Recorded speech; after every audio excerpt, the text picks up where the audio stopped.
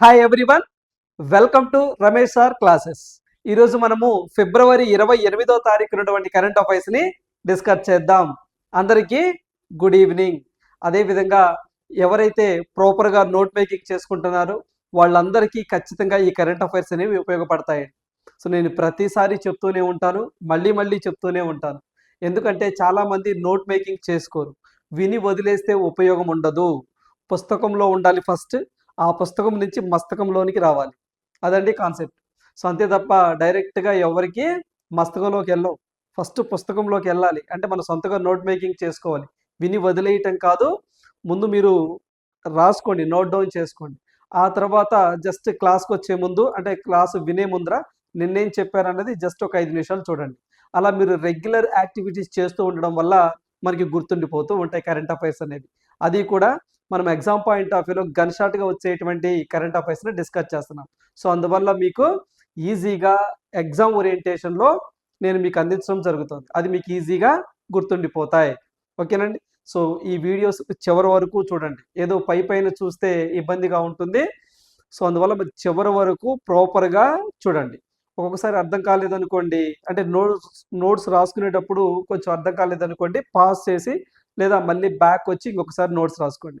So English medium aspirants ఎవరైతే ఉన్నారో వారు సార్ హెడ్లైన్స్ అనేవి కొంచెం తెలుగులో ఉండడం వల్ల మేము నోట్స్ రాసుకోలేకపోతున్నామని చెప్పేసి అంటున్నారు. సో వారికి కూడా ఖచ్చితంగా నేను ఫ్యూచర్లో ఖచ్చితంగా ఇబ్బంది లేకుండా ఇంగ్లీష్ మీడియంలో కూడా నేను అందించే ప్రయత్నం చేస్తాను. ప్రస్తుతానికైతే మీరు ఎంతవరకు ఇంగ్లీష్ మీడియం ఆస్పిరెంట్స్ మీరు ఎంతవరకు నోట్ మేకింగ్ చేసుకోగలుగుతారో అంతవరకు, అది తెలుగులో కావచ్చు లేదా మీరు ఆ తెలుగునే మీరు ఓన్గా మీ స్టైల్లో ఇంగ్లీష్లోనికి కానివ్వండి, సో ట్రాన్స్లేషన్ చేసుకొని మీరు నోట్ మేకింగ్ చేసుకోండి.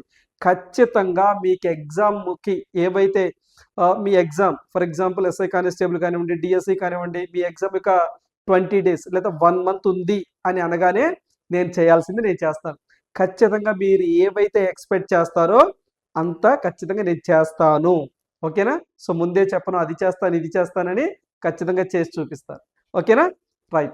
సో ఫస్ట్ వన్ చూద్దాం. చూడండి, ఈరోజు మన ఫస్ట్ కరెంట్ అఫైర్ జీడిపి గణాంకాలు మారాయి అని చెప్పేసి అంటున్నారు. మామూలుగా అయితే ఒక దేశ ఆర్థిక వ్యవస్థను అంటే ఒక దేశ ఆర్థిక వ్యవస్థను ఎలా మనం మెజర్ చేస్తాము అంటే జీడిపిలో మెజర్ చేస్తాం. సాధారణంగా ఒక మెరిట్ స్టూడెంట్ ఎలా అని చెప్పేసి అంటే మామూలుగా ఎగ్జామ్స్ పెడతారు, స్కూల్స్లో కానివ్వండి కాలేజీలో కానివ్వండి, ఎక్కువ మార్క్స్ వస్తాయి కదా. అంటే ఏవైతే ఎగ్జామ్స్ ఏవైతే ఉన్నాయో ఆ ఎగ్జామ్స్ అనేవి స్టూడెంట్స్ యొక్క మెరిట్ ఏంటి అని చెప్పేసి తెలుపుతాయి. అదేవిధంగా ఒక దేశము ఆర్థిక పరంగా ఎంత స్ట్రాంగ్గా ఉంది అని చెప్పేసి తెలుసుకోవాలంటే జీడిపిలోనే లెక్కిస్తూ ఉంటారు. మరి గతంలో మనకి బేస్ ఇయర్ అని చెప్పేసి అంటామండి. 2011, 2012 బేస్ ఇయర్గా ఉండేది. యాక్చువల్గా ప్రతి 5 సంవత్సరాలకి బేస్ ఇయర్ మారుస్తూ ఉండాలి సాధారణంగా. అంటే 2011, 2012 బేస్ ఇయర్. మరి ఆ తర్వాత 5 సంవత్సరాలు అంటే అప్రాక్సిమేట్గా 16 కానివ్వండి, 2017 కానివ్వండి, ఆ టైంలో మళ్ళీ బేస్ ఇయర్ చేంజ్ చేయాలి. కానీ కోవిడ్ కానివ్వండి, లేకపోతేనేమో జిఎస్టీ తీసుకురావడం కానివ్వండి, ఇలా కొన్ని కారణాల వల్ల బేస్ ఇయర్ మార్చలేకపోయింది కేంద్ర ప్రభుత్వం. సో ఇప్పుడు బేస్ ఇయర్ అనేది మార్చడం జరిగిందండి. 2022, 2023 ఈ సంవత్సరాన్ని బేస్ ఇయర్గా తీసుకొని జీడిపిని క్యాలిక్యులేట్ చేయడం జరిగింది. అయితే మన భారతదేశానికి సంబంధించి ఈ జీడిపి మెజర్మెంట్ ఏదైతే ఉందో, సో ప్రతి అంటే 3 నెలలకు ఒకసారి అలా 4 సార్లు మెజర్ చేస్తూ ఉంటారు. అంటే Q1, Q2, Q3, Q4 అని చెప్పేసి సో మనకి మెజర్ చేస్తూ ఉంటారు. అలా ఇప్పుడు థర్డ్ క్వార్టర్ అని చెప్పేసి అంటామండి. అంటే జనవరి, ఇది మనకి ఈ ఇప్పుడు ప్రజెంట్ జనవరి కదండి. సో జనవరి, ఫిబ్రవరి, మార్చి, సో ఇది జరిగేది 4th క్వార్టర్ అండి, అంటే థర్డ్ క్వార్టర్. మరి ఈ థర్డ్ క్వార్టర్కి సంబంధించి మనకి జీడిపిని లెక్క కట్టడం జరిగింది. మళ్ళీ ఓవరాల్గా ఒక ఫినాన్షియల్ ఇయర్ ఓవరాల్గా మొత్తం కూడా మళ్ళీ మెజర్ చేస్తారు. అంటే మామూలుగా ఫినాన్షియల్ ఇయర్ అనగానే ఏప్రిల్ 1 నుంచి మార్చి 31 వరకు మెజర్ చేస్తూ ఉంటారు. మరి ఇప్పుడు 2025, 26 ఆర్థిక సంవత్సరం ఇంకా ముగిసిందా? ముగియలేదు. 2025, 2026 అంటే 2026 మార్చి 31 వరకు కూడా ప్రస్తుత ఆర్థిక సంవత్సరం ఉన్నది. అంటే ఇది ఫిబ్రవరి కదా, నెక్స్ట్ మంత్ 31 వరకు కూడా 2025, 2026 ఫినాన్షియల్ ఇయర్ కొనసాగుతుంది. అంటే ఇప్పుడు మనకు వచ్చినటువంటి గణాంకాలు స్టాటిస్టిక్స్ అనేవి థర్డ్ క్వార్టర్కి సంబంధించినవి. ఓకేనండి. మరి దీనికి సంబంధించి పర్టికులర్గా గ్రూప్ 2 పాయింట్ ఆఫ్ వ్యూలో ఏపీపీఎస్సికి సంబంధించి లేదా టీఎస్పీఎస్సికి సంబంధించి గ్రూప్ 2 ఎగ్జామ్లో ఎకానమీ పాయింట్ ఆఫ్ వ్యూ ఎక్కువగా అడగడానికి ఆస్కారం ఉంటుంది. యాజ్ వెల్ యాజ్ మన కరెంట్ అఫైర్స్లో కూడా అడగడానికి పాసిబిలిటీ ఉంటుంది. అదేవిధంగా ఏదైతే ఎస్ఐ కానిస్టేబుల్ కానివ్వండి వీటికి కూడా మనము దీని నుంచి బిట్ ఎక్స్పెక్ట్ చేయొచ్చు. మరి ఇక్కడ చూసినట్లయితే జీడిపి గణాంకాలు మారాయి అని చెప్పేసి అంటున్నారు. 2025-26 వృద్ధి అంచనా 7.6% ఉండబోతుంది అంటున్నారు. అంటే గతంలో 7.4% అని అంచనా వేశారండి. సో చూడండి, అంచనా అంటున్నారండి, అంటే ప్రిడిక్షన్ అని చెప్పేసి అంటున్నాం. ఎందుకు అంటే 2025-26 ఆర్థిక సంవత్సరం ఇంకా పూర్తి అవ్వలేదు కదా. ఎప్పటికి పూర్తవుద్దని చెప్పేసి అన్నాను, మార్చి 31కు పూర్తవుతుంది. మరి ఇంకా అవ్వలేదు కాబట్టి మరి ఈ ఆర్థిక సంవత్సరం, ఈ ఫినాన్షియల్ ఇయర్ 2025-2026కు వృద్ధి అంచనా అనేది 7.6% ఉండవచ్చు అని చెప్పేసి అంటున్నారు. 7.6% ఉండవచ్చు అంటున్నారు.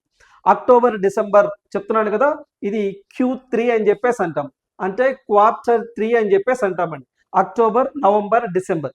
సాధారణంగా Q1 అంటే ఎప్పటి నుంచి, April, May, June. Q2 July, August, September. Q3 October, November, December. So ఇది మనకి 2025కి సంబంధించింది. 2025 అక్టోబర్, నవంబర్, డిసెంబర్ సంబంధించి వృద్ధి రేటు 7.8% ఉంది అని చెప్పేసి అంటున్నారు. కొత్త సిరీస్ అమలు నేపథ్యంలోనే ఈ యొక్క వృద్ధి అంచనా అనేది పెరగడం జరిగింది అని చెప్పేసి చెప్తా ఉన్నారు. సో ఇక్కడ ఒకసారి చూడండి, ప్రస్తుత ఆర్థిక సంవత్సరంలో స్థూల దేశీయోత్పత్తి, దాన్నే మనం ఇంగ్లీష్లో జీడిపి అంటాం, గ్రాస్ డొమెస్టిక్ ప్రొడక్ట్ అని చెప్పేసి అంటాం. ఒక దేశము ఆర్థిక పరంగా ఎంత స్ట్రాంగ్ గా ఉందో తెలియాలి అంటే జీడిపిలోనే మెజర్ చేస్తారు. జీడిపి అంత ఎక్కువగా ఉంటే ఆ దేశ ఆర్థిక వ్యవస్థ అంత స్ట్రాంగ్ గా ఉన్నట్టు. సో అలా మనకి ఈ జీడిపి వృద్ధి అంచనాను అంత క్రితం, అంటే ఏదైతే ఇప్పుడు ఈ సిరీస్ తీసుకురాలేదో గతంలో 7.4 నుంచి ఇప్పుడు 7.6% సవరించడం జరిగింది. అంటే గతంలో 7.4% అనుకున్నారండి. గతంలో 7.4% ఉండొచ్చు అని అంచనా వేశారు. కానీ ఇప్పుడేం చెప్తున్నారు, 7.6% ఉండొచ్చు అని చెప్పేసి అంచనా వేయడం జరిగింది. సో అదే విధంగా సో ప్రాతిపదికన ఏడాదిని, అంటే మనకి బేస్ ఇయర్ ని 2011-12 నుంచి ఏ ఇయర్ కి మార్చారు అని ఖచ్చితంగా ఎగ్జామ్ లో అడుగుతారు. అప్పుడు మీరు గుర్తుంచుకోవాల్సింది 2022-23 ఆర్థిక సంవత్సరానికి మార్చారు. చాలా చాలా చాలా ఇంపార్టెంట్. సో ఇక్కడ మీకు తెలుగులో ప్రాతిపదిక ఏడాది అని చెప్పేసి అన్నారండి. So it is better base year అని చెప్పేసి గుర్తుంచుకోండి, ఇంపార్టెంట్. ఏంటండి, బేస్ ఇయర్ అని చెప్పేసి అంటాం. బేస్ ఇయర్ అంటే ఈ ఇయర్ ని బేస్ చేసుకొని, అంటే అప్పుడున్నటువంటి సో స్థిర ధరల ప్రకారం కానివ్వండి, అప్పుడున్నటువంటి స్టాటిస్టిక్స్ ని బేస్ చేసుకొని ఈ యొక్క వృద్ధి రేటుని మెజర్ చేస్తూ ఉంటారు ఎప్పటి నుంచి. సో యాక్చువల్గా గతంలో 11-12 అని ఉండేది, ఇప్పుడు దీనికి మార్చారు. అంటే ఇది ఎప్పటి నుంచి మెజర్ చేస్తున్నారు, Q3 నుంచి. గుర్తుంచుకోండి, క్వార్టర్ 3 చెప్పాం కదా, అక్టోబర్, నవంబర్, డిసెంబర్ అని. అప్పటి నుంచి ఈ యొక్క ఇయర్ ని బేస్ చేసుకుని మెజర్ చేయడం జరిగింది. అందువల్ల 7.6% అనేది అంచనాగా వేయడం జరిగింది వృద్ధి రేటు. సో దీంతో పాటు జిఎస్టీ కానివ్వండి, ఈ వాహక్ పోర్టల్ నుంచి అదనపు గణాంకాలను జత చేయటం ద్వారా ఆర్థిక కార్యకలాపాలను మెరుగ్గా ప్రతిబింబించేలా కొత్త సిరీస్ తీసుకొచ్చినట్లు ప్రభుత్వం చెప్పడం జరిగిందండి. అంటే ఈ యొక్క బేస్ ఇయర్ లో, అంటే 2022-23 బేస్ ఇయర్ లో మేము జిఎస్టీకి సంబంధించినటువంటి డేటా కానివ్వండి, ఈ వాహన్ పోర్టల్ నుంచి, అంటే ఏదైతే మనకి ట్రాన్స్పోర్టేషన్ ఉంటుందో ఆ యొక్క పోర్టల్ నుంచి సమాచారం కానివ్వండి, అదేవిధంగా కార్ డ్రైవర్స్, ఇళ్లలో పనిచేసేవారు, వీళ్ళ యొక్క లేబర్ ఫోర్స్ని కూడా, అంటే వాళ్ళ యొక్క శక్తిని కూడా మేము తీసుకోవడం జరిగింది. సో ఇవన్నీ తీసుకొనే ఈ బేస్ ఇయర్ని తీసుకురావడం జరిగిందని చెప్పేసి ప్రభుత్వం చెప్తా ఉంది. సో గణాంక పథకాలు అమలు శాఖ వారండి, అంటే ministry of statistics and programme implementation అని చెప్పేసి అంటారు.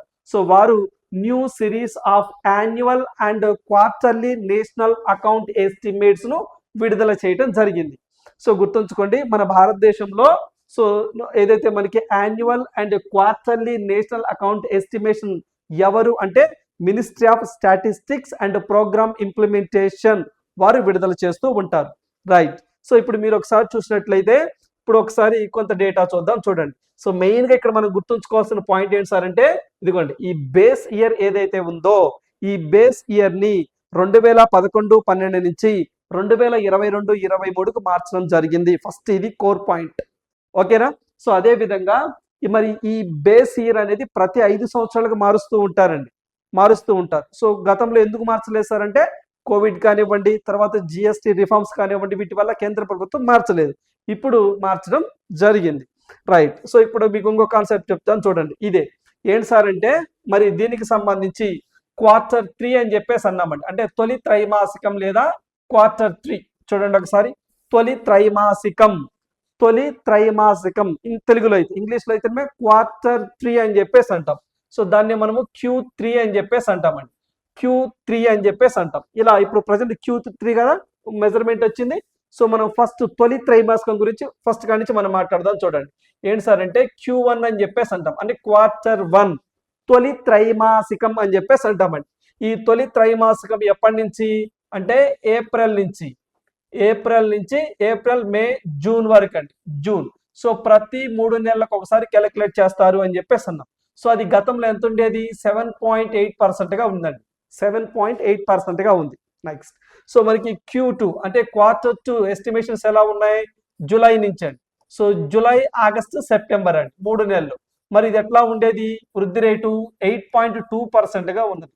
మరి ఇప్పుడు వచ్చేసరికి Q3కి సంబంధించింది. ఇది ఎప్పటి నుంచి? సెప్టెంబర్ కదా, అక్టోబర్, నవంబర్, డిసెంబర్ ఈ 3 నెలలకు సంబంధించి Q3 ఎంతగా వేశారు? 7.8గా ఉంది అని చెప్పేసి అన్నారండి.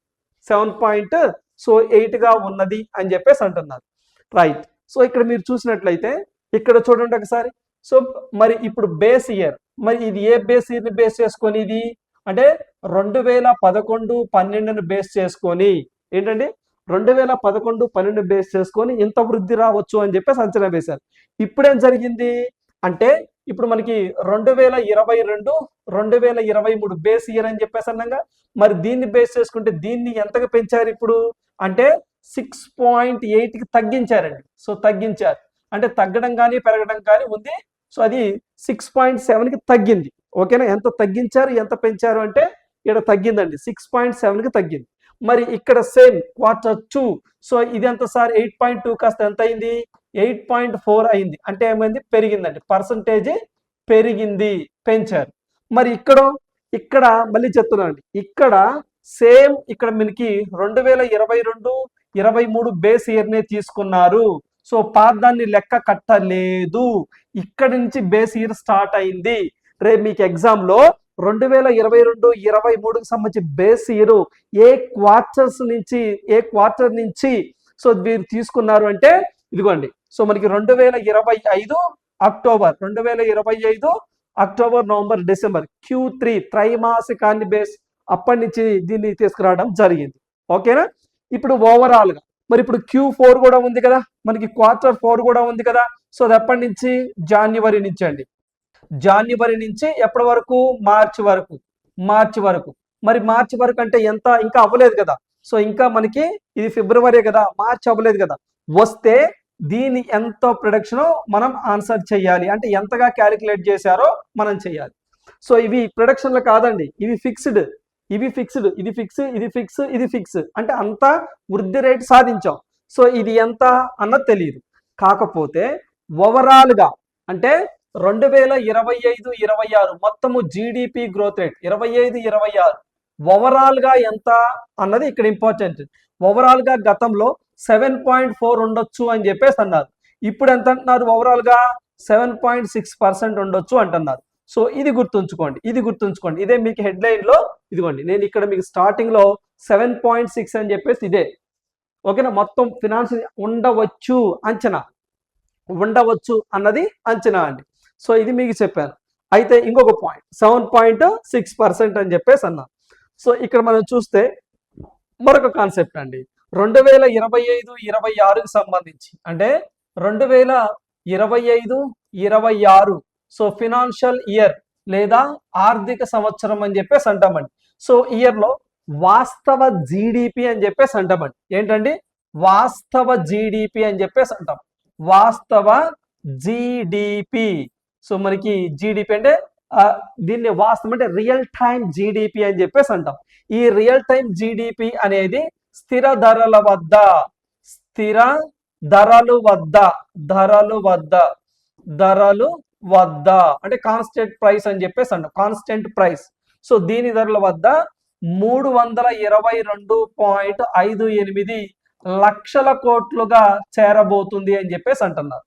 322.58 లక్షల కోట్లుగా చేరబోతుంది అంటున్నారు. అంటే స్థిర ధరల వద్ద మన భారతదేశానికి సంబంధించినటువంటి ఎగుమతులు కానీ దిగుమతులు కానీ వాటి యొక్క మొత్తం వాల్యూ అనేది 322.58 లక్షల కోట్లకి చేరబోతుంది అని చెప్పేసి, సో చేరనున్నది అని చెప్పేసి అంచనా వేయటం జరిగింది. ఓకేనా, దాన్నే సో ఇదిగోండి దీన్నే 7.6% అని చెప్పేసి పర్సంటేజ్ లో చెప్తాం అంతే. ఓకే, ఇది ఎప్పుడు స్థిర ధరల వద్ద. సో ఇదే మనకి నామినల్ జీడిపి అని చెప్పేసి అంటామండి. సో ఇదే మనకి same. So 2025, 2026 so financial year ఏదైతే ఉంటుందో ఇది మనకి నామినల్ జీడిపి అని చెప్పేసి అంటామండి. నామినల్ జీడిపి అని చెప్పేసి అంటాం. సో దాన్నే మనము ప్రస్తుత ధరల వద్ద అని చెప్పేసి కూడా అంటామండి. సో ప్రస్తుత ధరల వద్ద, ప్రస్తుత ధరలు వద్ద జీడిపి అని చెప్పేసి అంటామండి. వద్ద జీడిపి సో ఎంత సార్ అంటే ఇది మనకి 8.6% ఉండొచ్చు అని చెప్పేసి అంటున్నారు. 8.6% ఉండొచ్చు అని చెప్పేసి అంటున్నారు. అంటే ఇది దాదాపుగా ఇంక్రీజ్ అవ్వచ్చు అని చెప్పేసి అంటున్నారు. అంటే దీనివల్ల మన భారతదేశంలో సో మనకి వస్తువులు సేవల ఉత్పత్తి బాగా పెరుగుతుంది, ఎకానమీ అనేది మంచి ట్రాక్ లోనే వెళ్తుంది అని చెప్పేసి చెప్పొచ్చు. ఓకేనా, రైట్. సో ఇది పాయింట్లు గుర్తుంచుకునే ప్రయత్నం చేయండి. ఓకేనా, సో ఇదే కొంచెం ఎకానమీ కదండి, కొంచెం ఇబ్బందికరంగానే ఉంటుంది. ఓకేనా, సో 1-2 సార్లు వినండి. మనకి ఇక్కడ ఇదిగోండి ఈ ప్రైసెస్ అనే అంటే ఈ యొక్క ఏవైతే ఈ ఫిగర్స్ ఉంటాయో ఇవి ఇంపార్టెంట్. ఓకేనా, సో ప్రస్తుతానికి చాలు.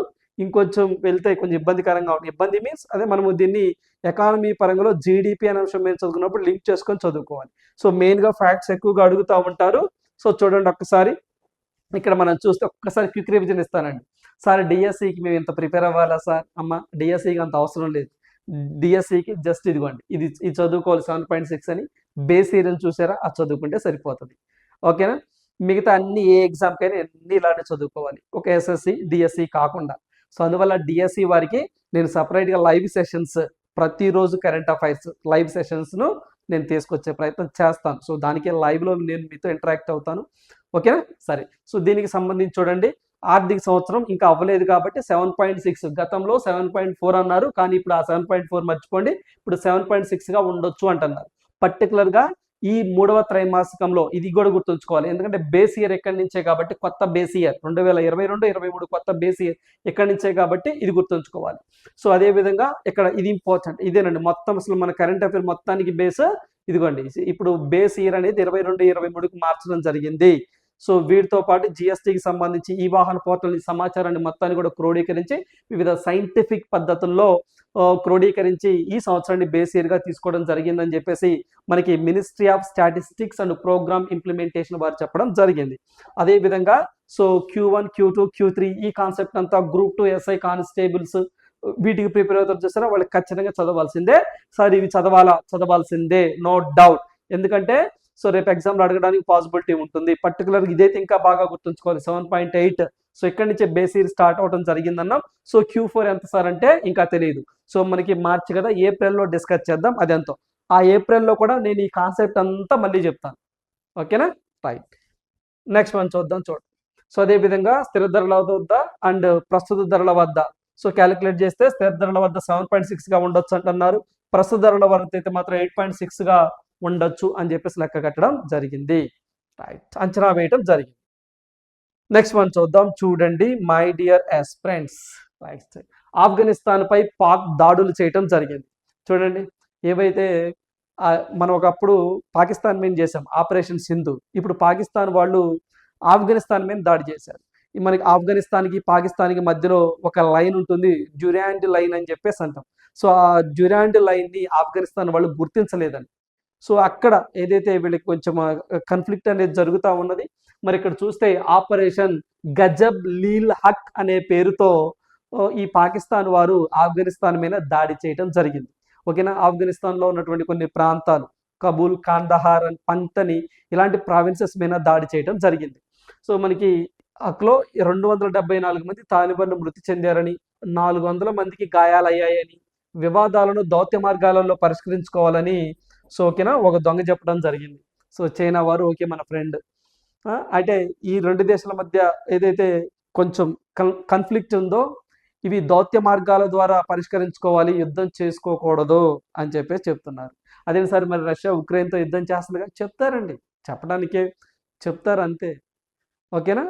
ప్రాక్టికల్గా చూసినట్లయితే ఇదిగోండి ఇక్కడ ఒకడు ఉన్నాడా, వీళ్ళే ఎగేస్తూ ఉంటారు, వీళ్ళే ఆ రెండు దేశాల మధ్య కన్ఫ్లిక్ట్ గురి చేయడానికి వీళ్ళే కారణం.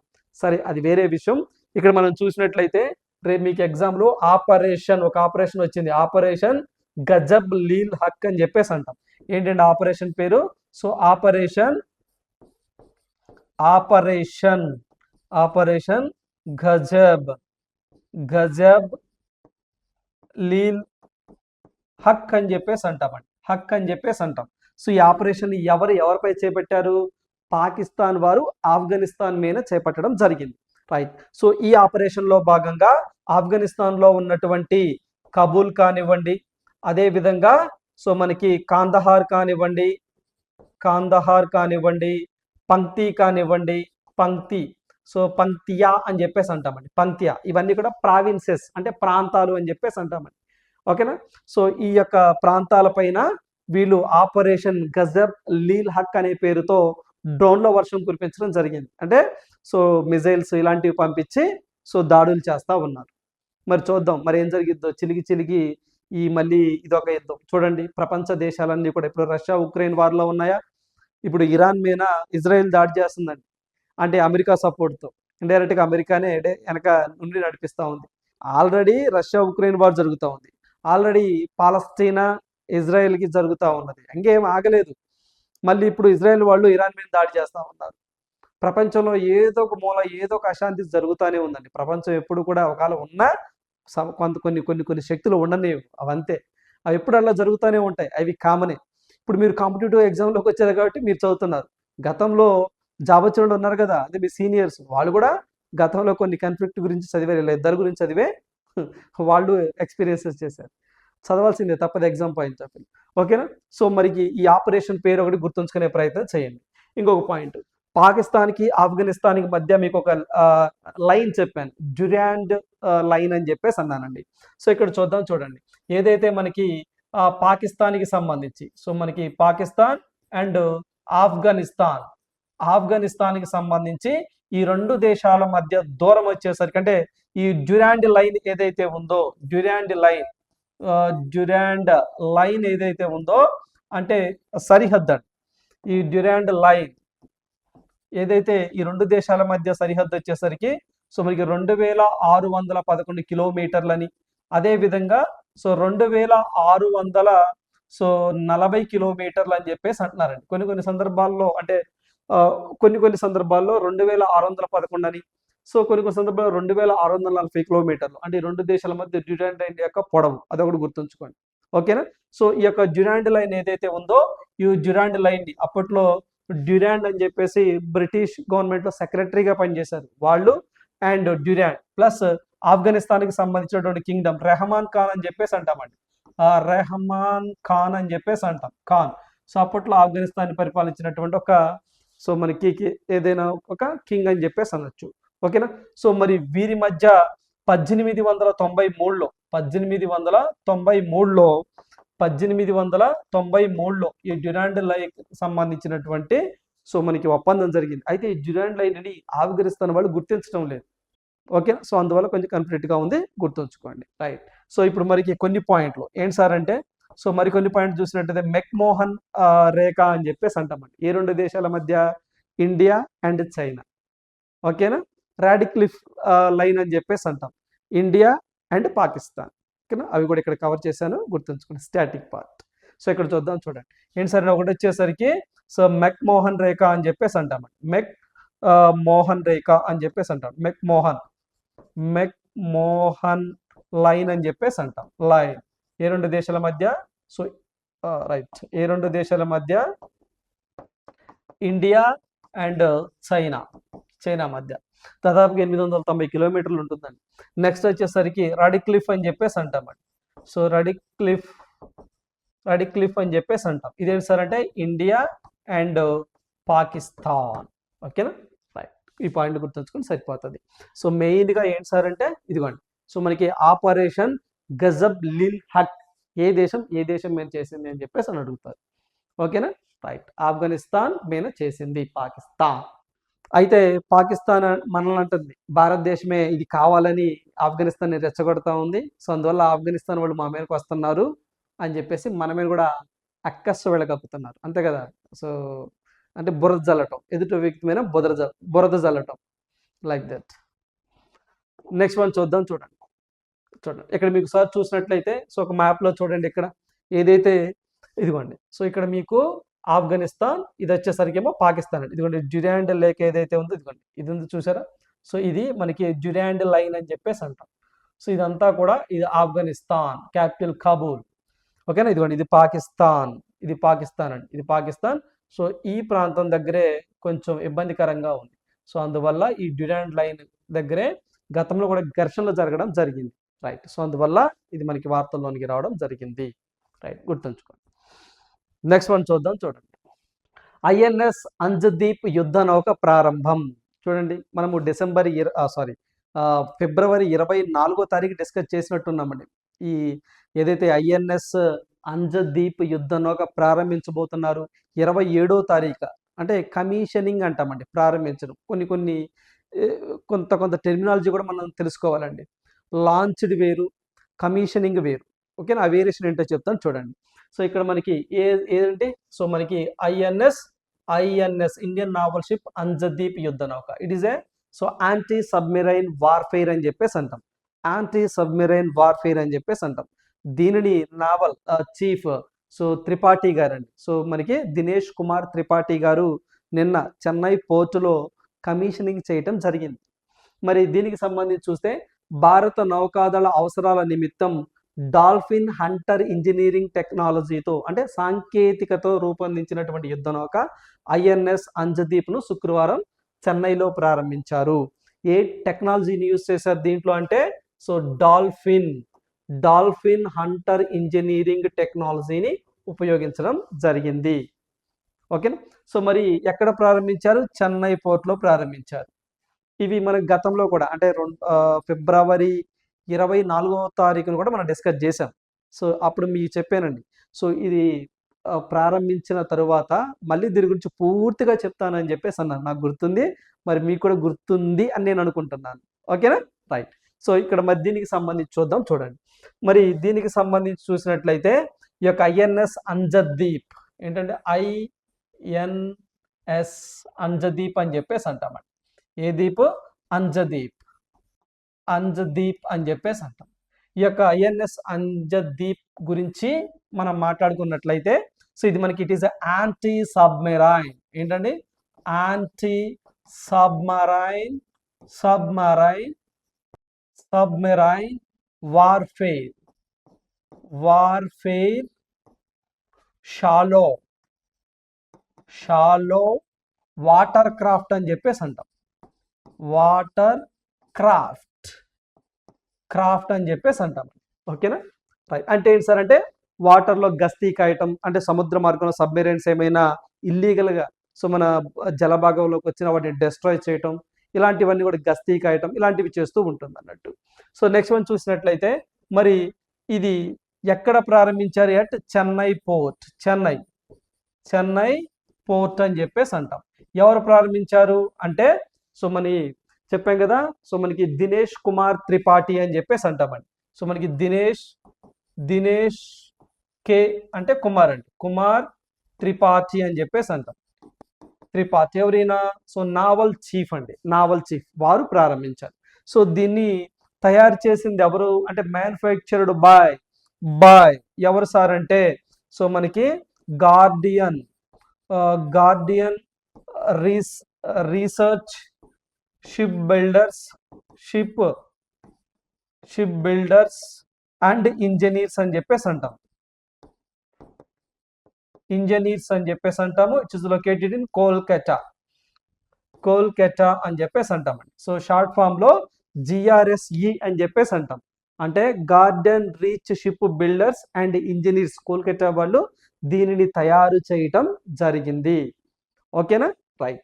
మరి దీని యొక్క పొడవు అంటే లెంత్ ఎంత సార్ అంటే లెంత్ వచ్చేసరికి 77 మీటర్స్ అని చెప్పేసి గుర్తుంచుకోవాలి. మరి ఇది ఎంత స్పీడ్తో వెళ్తుంది సార్ అంటే స్పీడ్ వచ్చేసరికి 25 నాటికల్ మైల్స్. ఓకేనండి, సో మనకి నాటికల్ మైల్స్ అని చెప్పేసి అంటాం. సో 25, సో ఇంత స్పీడ్తో వెళ్తుంది. ఓకేనా, ఇవి కూడా మీకు గతంలో చెప్పాను, ఇప్పుడు కూడా మీకు గుర్తు చేసే ప్రయత్నం చేశాను. ఓకేనా, రైట్. సో ఇదండి INS అంజదీప్కి సంబంధించినటువంటి పూర్తి సమాచారం. ఇది ప్రధానంగా వాటర్లో గస్తీ కాస్తూ ఉంటుంది. సాధారణంగా అండి ఇవి ఎక్కడెక్కడ ఉంటాయో చాలా సీక్రెట్ అండి. అంటే కమిషనింగ్ అంటాం, అంటే ఏంటి, ప్రారంభించడం అని. చూడండి ఇక్కడ ఒక పాయింట్ చెప్తా. ఫర్ ఎగ్జాంపుల్ ఇక్కడ మనకి ఒక షిప్ ఇదేననుకోండి, INS అంజదీప్ ఉంది. ఈ షిప్ని లాంచ్ చేయటం అంటారండి, లాంచ్డ్ అంటాం. అంటే ఏంటి, షిప్ తయారైందండి. సో ఒక షిప్ తయారైంది. ఈ షిప్ తయారైన తర్వాత దీన్ని సముద్ర మార్గాల్లోకి ట్రయల్స్కి పంపిస్తారండి. ట్రయల్స్ అంటే టెస్ట్ మోడ్ పర్పస్ అంటాం. అంటే ప్రాపర్గా వర్కింగ్ చేస్తుందా లేదా అని చెప్పేసి ట్రయల్స్కి పంపిస్తారండి. దాన్ని లాంచ్డ్ అంటాం. దాన్ని లాంచ్డ్ అని చెప్పేసి అంటే ప్రారంభించడం. ఓకేనా, అంటే చిన్న వేరియేషన్ ఉందండి. వెళ్తుంది, వెళ్ళి ఒక రౌండ్ వేసి వస్తుంది. ఓకే, అంతా పర్ఫెక్ట్గా ఉంది, బాగుంది అన్నప్పుడు కమిషనింగ్ లేదా కమిషన్డ్ అంటామండి. ఇదిగోండి ఏంటి సార్ అంటే కమిషనింగ్ అని చెప్పేసి అంటాం. అంటే ఏంటి, ఇక తన పనిని ప్రారంభిస్తుంది ఇక. ఓకేనా, అంటే ఇక గస్తీకి వెళ్తుందండి. ఇక ఒక సర్టెన్ అంటే ఎక్కడ ఏంటి అంటే చెన్నై పోర్ట్లోనే. ఓకేనా, ఆ సముద్ర జలాలలో అక్కడ ఉండొచ్చు లేదా వేరే చోటుకు ఉండొచ్చు. బట్ కమిషనింగ్ ఎక్కడ చేశారన్నది మనకి ఇంపార్టెంట్. ఓకేనా, సో ఇది ఇంపార్టెంట్. లాంచ్ అనేది మనకి ఎగ్జామ్లో అడగరండి, జస్ట్ ట్రయల్స్కి వెళ్ళింది అంతే. బట్ మనకి ఫైనల్గా అంతా ట్రయల్స్ అన్ని కూడా సక్సెస్ఫుల్గా కంప్లీట్ చేసుకొని కమిషనింగ్ లేదా కమిషన్డ్ అంటాం. దాన్ని ఇంకా ఫైనల్ అన్నట్టు. దాన్ని నిన్న త్రిపాఠి గారు, దినేష్ కుమార్ త్రిపాఠి గారు, సో నావల్ చీఫ్ ఆయన ప్రారంభించారు. ఎక్కడ, చెన్నై పోర్ట్ దగ్గర. ఇదండి దీనికి సంబంధించి. ఓకేనా, ఇంకొంచెం డెప్త్కి వెళ్తే చూడండి, ఇక్కడ మీకు 2 స్లైడ్లు కనబడుతుంది. మొత్తం 16 షిప్స్ని తయారు చేయాలి ఇలా యాంటీ సబ్మెరైన్ వాటర్ క్రాఫ్ట్. ఓకేనా, సంబంధించినటువంటి ఈ షిప్స్ని మొత్తం 16ని తయారు చేయాలి అనుకుంటున్నారు. దీంట్లో 2 తరగతులు ఉన్నాయి, అంటే 2 క్లాసెస్ ఉన్నాయి. ఒకటి ఆర్నాలా క్లాసు, ఇంకోటి మహే క్లాస్ అని చెప్పేసి అంటారు. ఓకేనండి, 2 శ్రేణులుగా ఉన్నాయి. అవి ఇక్కడ మీరు చూసినట్లయితే ఆర్నాలా క్లాసుకి సంబంధించినటువంటి షిప్స్ ఇవన్నీ కూడా. సో ఇవి ఒకసారి చూస్తే ఆర్నాలా, అంజదీప్, అమిని, అభాయ్, అగ్రే, అజయ్, ఆందోరా, అక్షయ్ వాటి పేర్లండి. ఇప్పుడు వీటిల్లో 1, 2, 3, 4, 5, 6, 7, 8 ఈ 8 షిప్స్లో ఫస్ట్ ఇదిగోండి ఈ ఆర్నాలా ఉంది చూసారా. ఫస్ట్ ఈ ఆర్నాలా ఉంది చూసారా, మీకు కనిపిస్తుందా. ఈ ఆర్నాలాను జూన్ 18, 2025 జూన్ 18వ తారీఖున so commissioned okay, not launched, commissioned అంటే ఇంకా పని ప్రారంభించడం, సముద్ర జలాల్లోనికి ప్రవేశింపెట్టారు. ఎక్కడి నుంచి, విశాఖపట్నం, ఏపీ విశాఖపట్నంలో. ఓకేనండి, రైట్. సో తర్వాత వచ్చేసరికి ఇంకోటి ఇదిగోండి అంద్రోత్ అని చెప్పేసి అంటామండి. ఇది చూసారా, అంద్రోత్ అని చెప్పేసి అంటాం. ఈ అంద్రోత్ని 2025 అక్టోబర్ 6వ తారీఖున, ఓకేనా, అక్టోబర్ 6వ తారీఖున దీన్ని కూడా ఏపీలోనే విశాఖపట్నం గుర్తుంచుకోండి, విశాఖపట్నంలో కమిషన్ చేయటం జరిగింది. ఓకేనా, 1, 2. ఇప్పుడు ఇదిగోండి అంజదీప్ వంతు వచ్చింది. మరి ఇప్పుడు ఈ అంజదీప్ని ఎప్పుడు అంటే 2026 ఫిబ్రవరి 27వ తారీఖున ఎక్కడి నుంచి, చెన్నై. ఓకేనండి, సో మనకి చెన్నై అని చెప్పేసి అంటారు, తమిళనాడు. అక్కడి నుంచి కమిషన్ చేయటం జరిగింది. ఓకేనా, నెక్స్ట్ ఇది మహే క్లాస్ అండి. ఇదే క్లాసు ఇది ఆర్నాలా క్లాసు, ఆర్నాలా తరగతి లేదా శ్రేణి, CLASS. ఇదండి. ఇదేంటి మహే క్లాస్, ఇది వచ్చేసరికి సో మనకి మహే క్లాస్ అని చెప్పేసి అంటాం. ఈ తరగతి, క్లాస్ అంటే తరగతి అండి, ఆ శ్రేణి అంటాం. మరి దీనిలో 1 2 3 4 5 6 7, ఓకేనా, దీనికి ఇంకా పేరు పెట్టలేదు, 8 మొత్తం 16. మరి దీంట్లో మహే ఇది చూసారా, ఈ మహే దాన్ని ఒక దాన్ని కమిషన్ చేయటం జరిగింది. సో ఈ మహేని 2025 మీకు నవంబర్లో కూడా నేను చెప్పానండి, మీ నోట్స్లో ఉంది చూడండి ఒకసారి. సో ఈ మహేని 2025 2025 నవంబర్, సో మనకి నవంబర్ 24వ తారీఖున ముంబై పోర్ట్ దగ్గర కమిషన్ చేయటం జరిగింది. అంటే ముంబై మహారాష్ట్ర నుంచి, చూడండి ముంబై మహారాష్ట్ర అక్కడ ప్రారంభించడం జరిగింది. అయితే ఆర్మీ చీఫ్ అండి, సో ఆర్మీ చీఫ్, సో ఓకేనా, దీనిని ఈ మహేని ప్రారంభించడం జరిగింది. మామూలుగా అయితే నావల్ చీఫ్ లేదా డిఫెన్స్ మినిస్ట్రీయో కమిషన్ చేస్తారు, ఓకేనా.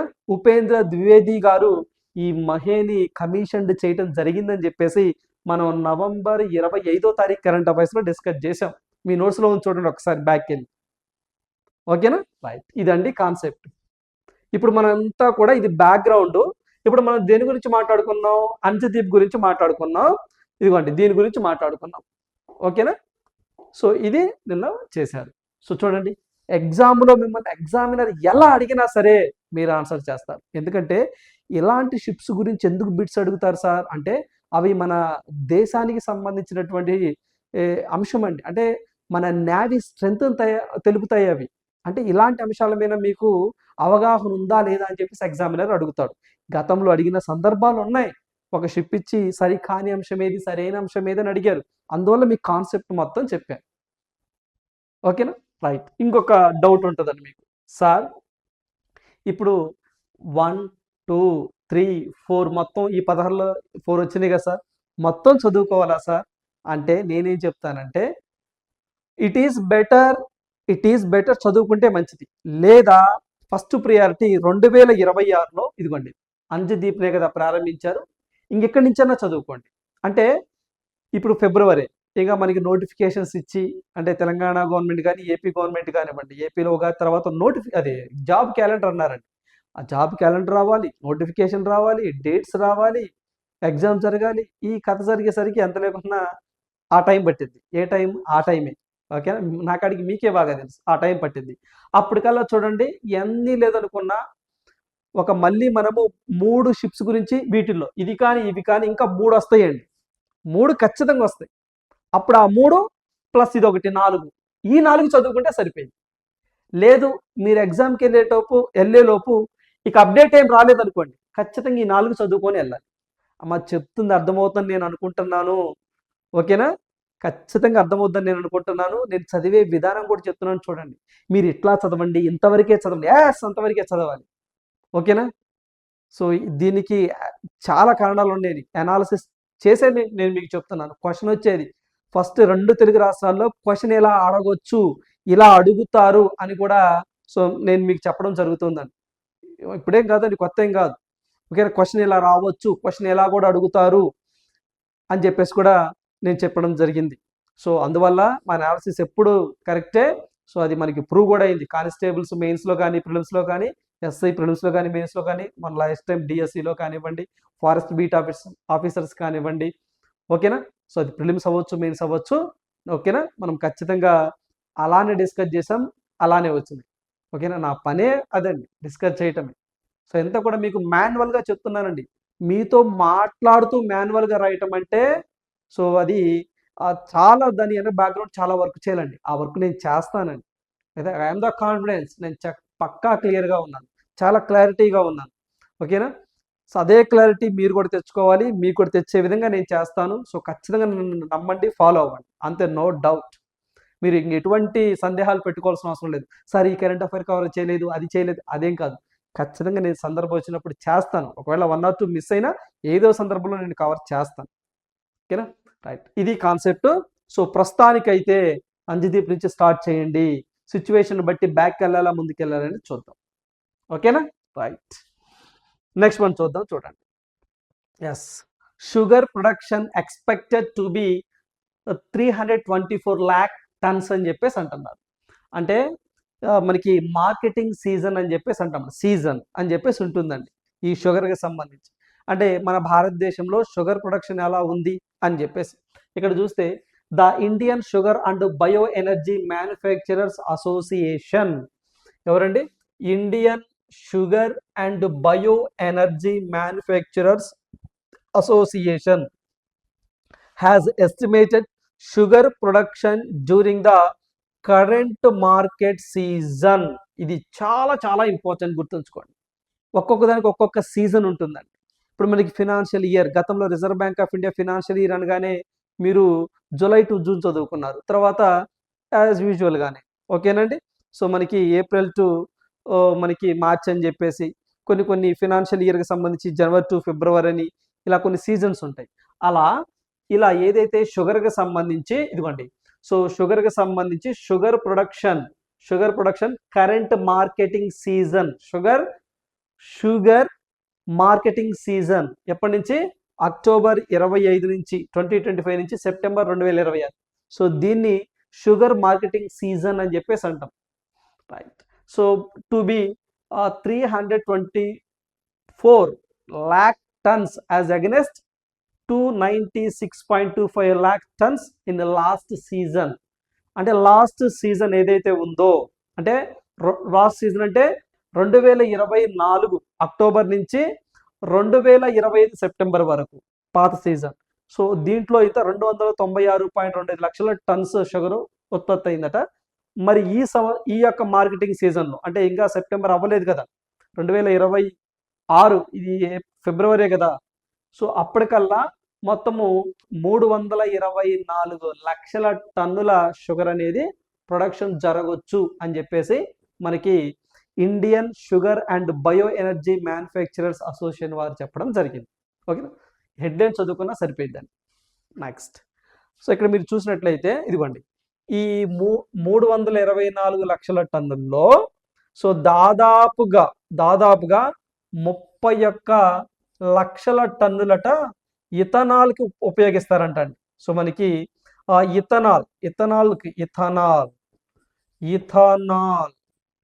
ఇథనాల్కి ఉపయోగిస్తారట. ఓకేనా, రైట్. సార్ ఈ పాయింట్ ఎట్లా ఉంచండిలే కానీ జస్ట్ మీకు Indian sugars and bio energy manufacturers association వాళ్ళ లెక్కల ప్రకారము ఈ యొక్క మార్కెటింగ్ సీజన్ అక్టోబర్ 2025 నుంచి 2026 సెప్టెంబర్ వరకు ఎంత ఎక్స్పెక్టెడ్ ప్రొడక్షన్ జరగవచ్చు అని చెప్పేసి వీళ్ళు చెప్పారు అంటే సో 324 లక్షల టన్స్ అని గుర్తుంచుకోండి, అంత స్ట్రైట్ క్వశ్చన్. మరి ప్రపంచంలోనే షుగర్ని ప్రొడ్యూస్ చేసేటువంటి దేశాలలో భారతదేశం ప్లేస్ ఎంత? మరి టాప్ 3 కంట్రీస్ ఏంటి సార్ అంటే ప్రపంచంలోనే షుగర్ను అత్యధికంగా ఉత్పత్తి చేస్తున్న దేశం మన భారతదేశమే. ఓకేనా, ఫస్ట్ ఏంటి సార్ అంటే ఫస్ట్ ఇండియా, ఆ తరువాత బ్రెజిల్, లులా డసిల్వా అని చెప్పేసి అన్న బ్రెజిల్ ప్రెసిడెంట్ అండి ఆయన, బ్రెజిల్. ఆ తరువాత థాయిలాండ్ అని చెప్పేసి అంటాం. సో ఆ తర్వాత 4th చైనా అండి. ఓకేనా, చైనా ఉన్నది. సార్ మరి మన భారతదేశంలో అయితే టాప్ 3 స్టేట్స్ ఏంటి సార్ షుగర్ ప్రొడక్షన్లో అంటే ఫస్ట్ వచ్చేసరికి ఉత్తరప్రదేశ్, తర్వాత మహారాష్ట్ర, ఆ తర్వాత కర్ణాటక. ఏంటండి, ఫస్ట్ వచ్చేసరికి ఉత్తరప్రదేశ్, తర్వాత మహారాష్ట్ర, ఆ తర్వాత మనకి కర్ణాటక. ఇవి మన భారతదేశంలో షుగర్ని ప్రొడ్యూస్ చేసేటువంటి టాప్ 3 స్టేట్స్ ఇన్ ఇండియా. ప్రపంచంలో అయితే ఇది, సో మన భారతదేశంలో అయితే ఇది. సో ఇది కరెంట్. చూడండి స్టాటిక్ పార్ట్ కూడా మీకు అక్కడే చెప్పాను, నిన్న కాదండి, ఒక 2 days క్రితం కూడా ప్రపంచంలో ఎక్కువగా ఇథనాల్ను ఉత్పత్తి చేస్తున్న దేశాల్లో భారతదేశం ఎన్నో స్థానంలో ఉందంటే 3వ స్థానంలో ఉందని చెప్పేసి అన్నాను. ఫస్ట్ అమెరికా, తర్వాత బ్రెజిల్, ఆ తర్వాత ఇండియా ఇథనాల్ ప్రొడక్షన్లో అని చెప్పేసి కూడా మనం డిస్కస్ చేసాం. నెక్స్ట్ వన్ చూద్దాం. చూడండి, yes, Kolkata port begins the first ever night pilotage అని చెప్పేసి అంటున్నారు. చూడండి ఒకసారి ఇక్కడ జస్ట్ హెడ్లైన్ చదువుకున్నా సరే కొన్ని కరెంట్ అఫైర్స్ని మనం మ్యాక్సిమం ఆన్సర్ చేయొచ్చండి, కొన్ని డెప్త్గా చదువుకోవాలి. ఇక్కడంట కోల్కతా పోర్ట్ అని చెప్పేసి అంటున్నారండి. ఏ పోర్ట్ అండి ఇది? కోల్కతా. దీనికి మరో పేరు ఏంటి అంటే పేరు మార్చారండి, శ్యామ్ ప్రసాద్ ముఖర్జీ పోర్ట్ అని చెప్పేసి కూడా అంటాం దీన్ని. ఓకేనా, ఇదట begins first ever night. So first ever night, so pilotage అని చెప్పేసి అంటున్నారు. సో ఇక్కడ చూస్తే ఫస్ట్ ఎవర్ నైట్, సో మనకి పైలటేజ్ అని చెప్పేసి అన్నాడు. పైలటేజ్ అంటే ఏంటి సార్ చూద్దాం, చూడండి. Carried out night time, carried out night time pilo range in the upper reaches of the Hooghly River, a move expected to reduce vessel turnaround time and improve the overall port productivity అని చెప్పేసి అంటారు. Overall port productivity అని చెప్పేసి అంటున్నారు. అంటే ఏం లేదు, సింపుల్గా చెప్పాలి అంటే మీరు సింపుల్గా రాత్రి వేళలో అట మామూలుగా రాత్రి అనుకోండి నేల మీద అనుకోండి మనం లైట్ వేసుకొని వెళ్తాం, రోడ్డు ఉంటుంది వెళ్తాం. ఆకాశంలో అనుకోండి ఇటు నావిగేషన్ ఉంటుంది, అది కూడా వర్కౌట్ అవుతుంది. మరి సముద్రాలు అలా కాదు కదా. మరి కొన్ని అలలకి అప్పర్ రీచ్ అని చెప్పేసి అంటామండి, అప్పర్ రీచెస్ అని చెప్పేసి అంటాం. ఇసుక దిబ్బలు ఉంటాయి ఒక్కోసారి, ఓకేనండి, మేటలు అని చెప్పేసి అంటాం, ఇలాంటివి ఉంటాయి. సో నైట్ పూట ఏదైతే హుగ్లీ రివర్లో ఒక 40 నాటికల్స్ ఏవైతే ఉంటాయో అక్కడ కొంచెం ఇబ్బందికరమైనటువంటి వాతావరణం ఉంది. అక్కడ ఈ పోర్టు చరిత్రలోనే అంటే 150 సంవత్సరాల చరిత్ర ఉందండి ఈ పోర్టుకి. ఎప్పుడు కూడా నైట్ పూట ఏ వెజల్ని ఆ మార్గంలోకి పంపలేదు. రీసెంట్గా ఆ మార్గంలో నైట్ పూట కూడా ఆ వెజల్ని అంటే సరుకుని రవాణా చేయటం జరిగింది. సో అందువల్ల దీన్ని మనం మాట్లాడుకుంటున్నాం. సో ఇక్కడ మనం చూస్తే సో ఫస్ట్ పాయింట్ ఏంటి సార్ అంటే ఈ కోల్కతా పోర్ట్ మరొక పేరు అంటే పేరు మార్చారండి ఇప్పుడు రీసెంట్గా, శ్యామ ప్రసాద్ అంటే ఇప్పుడే కాదు గతంలో కూడా మార్చారండి. శ్యామ ప్రసాద్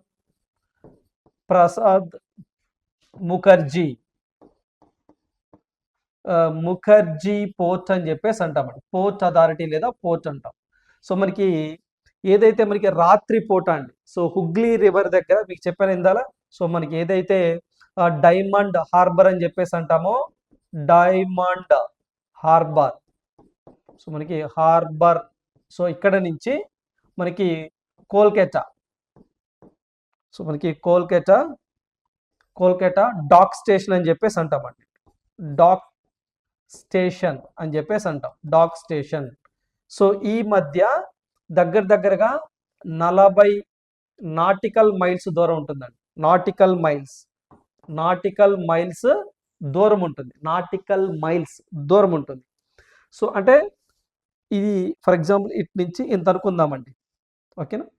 ఈ కొంత భాగము సో మనకి ఏదైతే మనకి diamond harbour Kolkata dock station అని చెప్పేసి అనుకుందాం. ఇక్కడ రాత్రిపూట ఏవైతే ఈ వెజల్స్ ఉంటాయో అవి ప్రయాణించడం అంటే వాటిని తీసుకురావడం నిషేధం. సో ఎంతో ఎక్స్పీరియన్స్ ఉన్నటువంటి ఆ యొక్క షిప్స్ నడిపే వాళ్ళు ఉంటారు చూసారా, సో వాళ్ళు మాత్రమే ఇలాంటి రిస్కీ డ్రైవింగ్ చేయగలరు. సో ఇప్పుడు మనకి ఒక వెజల్ అండి, సో ఆ వెజల్ వచ్చేసరికి సో మనకి ఏదైతే వెజల్ ఉంటుందో ఆ వెజల్ పేరు సినార్. ఆ వెజల్ పేరు అండి SINAR, సెనార్ ప్యాంగా, PANGATAM, ప్యాంగాటం సూసు అంటామండి. SU అదే సార్ వెరైటీగా ఉంది పేరు, SU సూసు అనేటువంటి ఒక కంటైనర్ అండి, ఒక కంటైనర్ వెజల్ అనేది, ఈ వెజల్ అనేది సో మనకి దాదాపుగా 165 మీటర్లు ఉంటుందండి. ఈ వెజల్ అనేది నైట్ పూట సక్సెస్ఫుల్గా ఇక్కడి నుంచి ఇక్కడికి, మామూలుగా అయితే నైట్ పూట ఎట్లా తిరిగి ఎట్లా రావాలండి, అలా కాకుండా సో రాత్రిపూట ఆ వెజల్ అనేది సక్సెస్ఫుల్గా సరుకుని ఈ ప్రాంతానికి డెస్టినేషన్ చేసింది. సో అందువల్ల సో ఈ పోర్ట్ అనేది వార్తల్లోనికి వచ్చింది. నైట్ సో పైలటేజ్ అని చెప్పేసి అంటాం, అంటే రాత్రిపూట సక్సెస్గా ప్రయాణించడం అన్నట్టు. ఎందుకంటే నావిగేషన్ ఉండదండి నైట్ పూట సరిగ్గా ఈ ప్రాంతంలో, చాలా ఇబ్బందికరంగా ఉంటుంది. సో ఇదైతే మనకి హుగ్లీ రివర్లో ఉన్నటువంటి అప్పర్ రీచ్ అని చెప్పేసి అంటాం ఈ ప్రాంతం పర్టికులర్గా. సో మనకి diamond harbour Kolkata dock station ఈ మధ్యలో. సో అలాంటిది నైట్ పూట కూడా సో వీళ్ళు సక్సెస్ఫుల్గా సరుకుని రవాణా చేయడం జరిగింది. అందువల్ల ఇది పోర్ట్ వార్తల్లోకి రావడం జరిగింది. ఓకేనా. So Kolkata port renamed as Syama Prasad Mookerjee పోర్ట్గా పేరు మార్చడం జరిగింది. రైట్, గుర్తుంచుకోండి. నెక్స్ట్ మనం చూద్దాం, చూడండి. సో ఇక్కడ మనం చూసినట్లయితే గతంలో యూపీఎస్సి, ఓకేనండి, మనకి సివిల్ సర్వీస్ ఎగ్జామ్లో అడిగినటువంటి క్వశ్చన్ ఒకసారి చూద్దాం, చూడండి ఏమడిగారు అంటే సందర్భానుసారం పోర్ట్స్ అనే టాపిక్ వచ్చింది కాబట్టి ఒకసారి చూడండి. Consider the following the pairs అని చెప్పేసి అంటున్నారు. ఇక్కడేమో పోర్ట్ ఇచ్చాడు, వెల్ నోన్ యాజ్, దానికి సంబంధించి ఒక స్టేట్మెంట్ ఇచ్చారు. ఇక్కడ చూస్తే కామరాజా పోర్ట్ అన్నారు, first major port in India registered as a company port అంటున్నారు. Mundra port, so Kamaraja port అంటే చెన్నై తమిళనాడు అండి. సో మనకి ముంద్రా పోర్ట్ అంటే Gujarat, largest privately owned port in India అంటున్నారు. Next Visakhapatnam, largest container port in India అని చెప్పేసి అంటున్నారు. So how many of the above pairs are correctly matched అంటున్నారు. సో కరెక్ట్ ఆన్సర్ 2 అని చెప్పేసి అంటాం, 2 మ్యాచ్ అవటం జరిగింది. మరి ఆ 2 ఏంటి సార్? ఓకేనా, చూడండి సివిల్ సర్వీసేనండి. బట్ రేపు మనకి ఎగ్జామ్లో సింపుల్గా largest privately owned port in India అని సింపుల్గా అడిగారు అనుకోండి, ఆన్సర్ వస్తుంది కదా.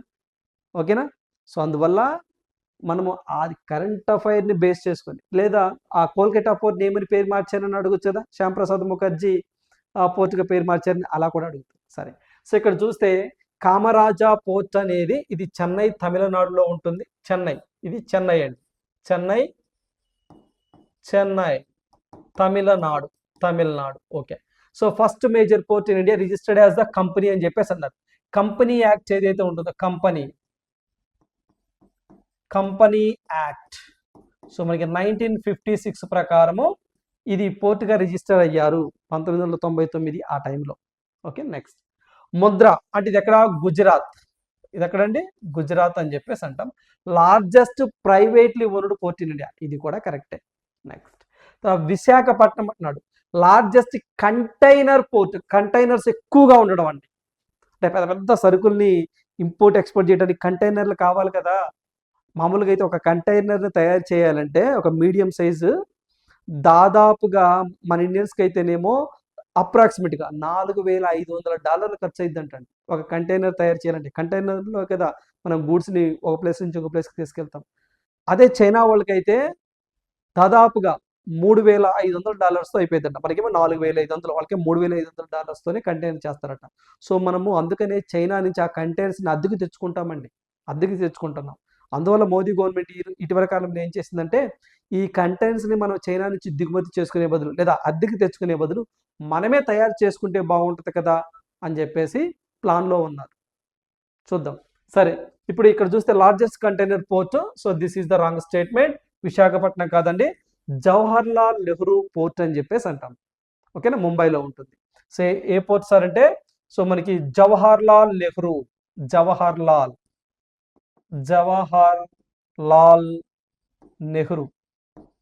నెహ్రూ పోర్ట్ అని చెప్పేసి అంటామండి. ఎక్కడండి? ముంబై, మహారాష్ట్ర. ఓకేనా, రైట్, ఇది గుర్తు. అందువల్ల ఇది అవటం జరిగింది. అదేవిధంగా ఓల్డెస్ట్ పోర్ట్ అని చెప్పేసి అంటామండి. ఓల్డెస్ట్ పోర్ట్ ఏంటి సార్ అంటే, సో మనకి ముంబై పోర్ట్ అని చెప్పేసి అంటాం. ఓకేనా, రైట్, గుర్తుంచుకోండి. నెక్స్ట్ మనం చూద్దాం, చూడండి. So Japan unveils the AI powered robot monk అని చెప్పేసి అంటారండి ఫర్ స్పిరిచువల్ గైడెన్స్. జపాన్ వారంట ఒక ఆధ్యాత్మికమైన, ఫర్ ఎగ్జాంపుల్ ఒక ముని అండి. ఇప్పుడు మనం స్పిరిచువల్గా ఏదైనా ఇచ్చారనుకోండి, మామూలుగా మనం ఏమంటాము, లైక్ బాబా అంటాము. ఒక స్పిరిచువల్ ఇచ్చేటువంటి వ్యక్తి అండి. వ్యక్తి దగ్గరికి వెళ్తే ఆయన మంచి మాటలు చెప్తారు, మనం వింటాం, వాటిని ఆచరిస్తాం, లేదు, అది వేరే విషయం. ఒక ముని అనుకోవచ్చు, ఒక మునిలాగా ఒక మంచి చెడులు చెప్పేటువంటి వ్యక్తులు మనం చూస్తూ ఉన్నాం. ఇప్పుడు ఏంటట, రోబో చెప్పిద్దట అది. మరి చైనా వాడు గర్భం దాల్చిన రోబోని తయారు చేస్తే లేదు. ఓకేనా, లేకపోతే రోబోస్కి బాక్సింగ్ పెట్టారు, పరుగు పందాలు పెట్టారు, అన్నీ చేస్తున్నాయి రోబోస్. మరి ఇప్పుడు సో మనకి స్పిరిచువల్ గైడెన్స్, ఆధ్యాత్మికతను తెలియజేసిద్ది అంటే అది. చూడండి, ఇప్పుడు మనం తెలుగు రాష్ట్రాల్లో అయితే గరికపాటి నరసింహరావు గారు ఉన్నారు కదా, ఆధ్యాత్మికంగా ఏదో మంచి లేకపోతేనే మంచి వాక్యాలు చెప్తూ ఉంటారు. ఓకేనా, లేకపోతే చాగంటి కోటేశ్వర గారు ఉన్నారు కదా, మంచి వాక్యాలు చెప్తూ ఉంటారు. లైక్ దట్, అలా ఈ రోబో ఓకేనా బుద్ధిజం గురించి, ఆధ్యాత్మికత గురించి ప్రజలకి స్పీచ్లు ఇస్తుందట. మరి ఆ రోబో పేరేంటి తెలుసుకోండి. ఎవరు తయారు చేశారు, ఏ దేశం, చాలు, ఇంకేం అవసరం లేదు. సార్ ఏం చెప్పింది సార్ అని ఎగ్జామ్లో అడగరు. ఒకసారి వినిపించండి సార్ అని. సరే, జపాన్ వారు ఏ దేశం అని అడిగితే ఫస్ట్ జపాన్ అని చెప్పేసి ఇక్కడ మీరు గుర్తుంచుకోవాలి. ఓకేనే. దాని పేరు ఏంటి ఫస్ట్, ఏ కంట్రీ సార్ అంటే జపాన్, జపాన్ దేశము అని చెప్పేసి అంటాం. నెక్స్ట్ మరి దాని పేరు ఏంటి సార్, దీనికి ఒక పేరు ఉంటుందండి. సో మనకి బుద్ధరాయిడ్ అని చెప్పేసి అంటామండి. ఏంటి సార్, పెద్దరాయిడా? పెద్దరాయిడ్ కాదండి. ఆండ్రాయిడా? ఆండ్రాయిడ్ కాదండి, బుద్ధరాయిడ్ అని చెప్పేసి అంటాం. ఏంటి సార్ వెరైటీగా ఉందంటే అట్లానే ఉంటుందండి. ఓకేనా. బుద్ధ, BUDDHAROID, బుద్ధరాయిడ్ అని చెప్పేసి అంటామండి. అంటే ఓకేనా, బుద్ధుడి యొక్క బోధనలు ఓకేనా వాటన్నింటినీ కూడా ప్రజలకు చేరవేయటం ఇలాంటివి చేస్తూ ఉంటుంది బుద్ధరాయిడ్. సో దీన్ని ఎవరు సార్ తయారు చేశారు అంటే సో మనకి క్యోటో, ఏంటండి, సో మనకి క్యోటో యూనివర్సిటీ అని చెప్పేసి అంటామండి. యూనివర్సిటీ టీమ్ అని, యూనివర్సిటీ అయితే క్యోటో యూనివర్సిటీ జపాన్, వీళ్ళు తయారు చేయటం జరిగింది. సో ఇది పాయింట్ గుర్తుంచుకోండి. సో యూనివర్సిటీ సరిపోయిద్దిలండి, ఆ వ్యక్తి పేరు అవసరం లేదు. సో ఆ వ్యక్తి పేరు సెల్జీ, సో మనకి కుమేగాయ్ అని చెప్పేసి ఈయన ప్రొఫెసర్ అండి. అంటే క్యోటో యూనివర్సిటీ పరిశోధక బృందానికి SELJI, సెల్జీ KUMAGAI, కుమాగై ఆయన పేరు ఎట్టా ఉంది సార్, అట్టే ఉంది. ఈయన పేరు అవసరం లేదులే, ఇది గుర్తుంచుకోండి. క్యోటో యూనివర్సిటీ వాళ్ళు ఈ యొక్క బుద్ధరాయిడ్ని తయారు చేశారు. ఏ దేశం అంటే జపాన్, అంతే. మరి జపాన్ వాళ్ళే హ్యూమన్ వాషింగ్ మిషన్ని తీసుకొచ్చారు కదా, ప్రపంచంలో అతి చిన్న పార్కుని తీసుకొచ్చారు కదా, 6G డివైస్ని ఫస్ట్ జపాన్ వాళ్ళని తీసుకొచ్చారు కదా, ప్రపంచంలోని అతి చిన్న పార్కు జపానే కదా, జపాన్ని ఆసియా చిట్టెలుక అని చెప్పేసుకుంటారు కదా. సో తకైచి అని చెప్పేసి జపాన్కి పిఎంగా ఒక ఆమె వచ్చారు కదా. మలబార్ ఎక్సర్సైజ్లో జపాన్ వన్ ఆఫ్ ద కంట్రీస్గా ఉంది కదా జపాన్ అనగానే. ఓకేనండి. లిగ్నోసాట్ అని చెప్పేసి వుడ్తో తయారు చేసినటువంటి ఒక శాటిలైట్ని జపాన్ వారే కదా గతంలో కూడా తీసుకొచ్చారు. ఓకేనా, ఇవన్నీ కూడా జపాన్కి సంబంధించినవి. రైట్, నెక్స్ట్ వన్ చూద్దాం. చూడండి. సో గగనతల రక్షణ క్షిపణి పరీక్షల విజయవంతం. అత్యంత స్వల్ప శ్రేణి గగనతల రక్షణ క్షిపణి వ్యవస్థ. సో చూడండి, సో స్వల్ప శ్రేణి గగనతల రక్షణ క్షిపణి వ్యవస్థను భారత్ విజయవంతంగా పరీక్షించినట్టు రక్షణ శాఖ ప్రకటించింది. భిన్న వేగాలు, డిఫరెంట్ స్పీడ్స్, పర్వ్యూ పరిధి, హైట్ ఎత్తుల్లో లక్ష్యాలను నేలకూర్చడంలో క్షిపణి సత్తాను ఈ సందర్భంగా పరీక్షించడం జరిగింది. సో ఇట్ ఈస్ బెటర్, ఇలాంటివి కొంచెం ఇంగ్లీష్లో చదువుకుంటే ఇట్ ఈస్ బెటర్ అండి. ఒకసారి చూద్దాం. చూడండి, ఇక్కడ మనం చూసినట్లయితే దీనికి సంబంధించి వెరీ షార్ట్ రేంజ్. సో చూడండి, very short range, very short range air defence missile system అని చెప్పేసి అంటామండి. మిజైల్ సిస్టమ్ అని చెప్పేసి అంటాం. దీన్ని షార్ట్ ఫామ్ చూడండి, వెరీ, సో మనకి short SHO short range air defence system అని చెప్పేసి అంటామండి. ఇదండి, దీన్ని very short range air defence missile system. రేపు మీకు ఎగ్జామ్లో VSHORADS అంటే ఫుల్ ఫామ్ ఏంటి అని అడుగుతారు. దీన్ని ఎక్కడ టెస్ట్ చేశారు అంటే ఒడిషాలోని సో మనకి చాందీపూర్ అని చెప్పేసి అంటామండి. అక్కడ సో మనకి చాందీపూర్ అని చెప్పేసి అంటామండి. సో చాందీపూర్ అని చెప్పేసి అంటాం, అక్కడ పరీక్షించడం జరిగింది. సరే ఏంటి సార్ అసలు ఈ మిజైలు మనకి భుజం మీద పెట్టుకొని కూడా వెళ్ళొచ్చండి. ఇక్కడ భుజం మీద పెట్టుకొని కూడా, అంటే పైనుంచి ఒక హెలికాప్టర్ నుంచి కానివ్వండి, లేకపోతే ఏదైనా ఒక డ్రోన్ నుంచి కానివ్వండి, జస్ట్ భుజం మీద పెట్టుకొని కింద ఒక 6 కిలోమీటర్ల దూరంలో ఉన్నటువంటి లక్ష్యాలను మనం ఇక్కడి నుంచి ప్రయోగించవచ్చు అన్నట్టు, కింద నుంచి ఇలా. సో ఇప్పుడు పైన ఫర్ ఎగ్జాంపుల్ ఒక హెలికాప్టర్ ఉందనుకోండి. సో ఇది హెలికాప్టర్ అనుకోండి, ఇక్కడ ఒక ప్రాంతం ఉందనుకోండి, దీన్ని డిస్ట్రాయ్ చేయాలనుకోండి, ఇక్కడ పైనుంచి భుజం మీద పెట్టి ఇక్కడి నుంచి వదిలితేస్తే ఈ ఆబ్జెక్ట్ డిస్ట్రాయ్ చేసిద్దండి అది. సో అందుకని ఇది very short range missile system అని చెప్పేసి అంటాం. సో మరి దీన్ని తయారు చేసింది ఎవరు ఒకసారి చూద్దాం, చూడండి. సో దీన్ని తయారు చేసింది సో రీసెర్చ్ సెంటర్ ఇమ్రాత్ అని చెప్పేసి హైదరాబాద్ కేంద్రంగా డిఆర్డిఓ వాళ్ళదేనండి. సో దీన్ని చేసింది ఎవరు సార్ అంటే డిఆర్డిఓ హైదరాబాద్ కేంద్రంగా ఉన్నటువంటి హైదరాబాద్ కేంద్రంగా ఉన్నటువంటి సో మనకి ఇమారాత్ అని చెప్పేసి అంటామండి. ఇమారాత్ రీసెర్చ్ సెంటర్ అని చెప్పేసి అంటాం, హైదరాబాద్ కేంద్రంగా. వారు ఈ మిజైల్ని తయారు చేయడం జరిగింది. చాలా చాలా ఇంపార్టెంట్. నెక్స్ట్ పాయింట్, సో మరి ఇది fourth generation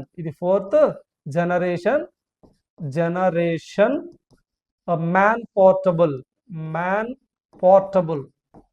portable air defence system అని చెప్పేసి అంటాం. మరి దీని వెయిట్ అండి చెప్పాక, దీని యొక్క వెయిట్ ఎంత సార్ అంటే 20.5 kgs అండి. ఓకేనా, అంటే 20 kgs.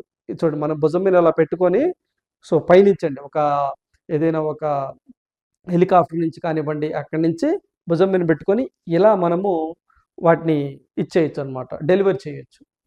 ఓకే, దాని వెయిట్ 20.5 kgs. సో అదేవిధంగా సో ఇది యొక్క లెంత్ వచ్చేసరికి 2 meters లెంత్ ఉంటుందండి. సో దీని యొక్క రేంజ్ అంటే చెప్పాను కింద 6 kilometers దూరం ఉన్న లక్ష్యాలను ఇచ్చేయగలరు. 6 kilometers చాలా చాలా ఇంపార్టెంట్. సో ఇది మెయిన్ తయారు చేసింది DRDO Hyderabad research centre Imarat అని చెప్పేసి అంటాం, అక్కడ తయారు చేశారు. సో దీన్ని ప్రస్తుతం టెస్టింగ్ పర్పస్లో ఉంది. ఇప్పటికి 3 సార్లు ప్రయోగించారు, డిఫరెంట్ ఫార్మేట్లో డిఫరెంట్ హైట్స్ నుంచి. సో సక్సెస్ఫుల్గా సక్సెస్ అయింది. సో అందువల్ల రేపు మీకు ఎగ్జామ్లో ఈ యొక్క ఏదైతే మనకి very short range air defence missile సిస్టమ్ని తయారు చేసింది ఎవరు అంటారు. హాల్ అని, డిఆర్డిఓ హైదరాబాద్ అని, డిఆర్డిఓ ముంబై అని, ఇలా ఆప్షన్స్ ఇస్తూ ఉంటారు. దీని ఫుల్ ఫామ్ ఏంటని అడుగుతారు. ఓకేనా. నెక్స్ట్ అదేవిధంగా దీని వెయిట్ ఎంత, లెంత్ ఎంత, రేంజ్ ఎంత, ఇవి కూడా చదువుకోండి. ఎందుకంటే గతంలో సైన్స్ అండ్ టెక్నాలజీకి సంబంధించి మనకి ఎస్ఐ మెయిన్స్ ఎగ్జామ్లో అలా ఒక మిసైల్ గురించి అడిగిన సందర్భాలు ఉన్నాయి. నాట్ ఓన్లీ ఎస్ఐ కానిస్టేబుల్, చాలా ఎగ్జామ్లో కూడా అడిగిన సందర్భాలు ఉన్నాయి. చూడండి, మీకు ఎగ్జామ్ పాయింట్ ఆఫ్ వ్యూలో గన్ షాట్గా ఇక మీకు స్క్రాప్ లేకుండా ఇలా చదివి ఇలా మనము చాలా స్మూత్గా స్మార్ట్గా ఎగ్జామ్ ఓరియంటేషన్లో ఎక్కువ కవర్ చేయాలి. ఓకేనండి, గుర్తుంచుకోండి. రైట్, నెక్స్ట్ మనం చూద్దాం. చూడండి, జాతీయ కబడ్డీ విజేత ఇండియన్ రైల్వేస్ అని చెప్పేసి అంటున్నారు. అంటే జాతీయ సీనియర్ పురుషుల కబడ్డీ ఛాంపియన్షిప్ అంటే పూర్తిగా చెప్పాలంటే ఎన్నో ఎడిషన్ సార్ అండి ఇది 72. ఓకేనండి, 72 senior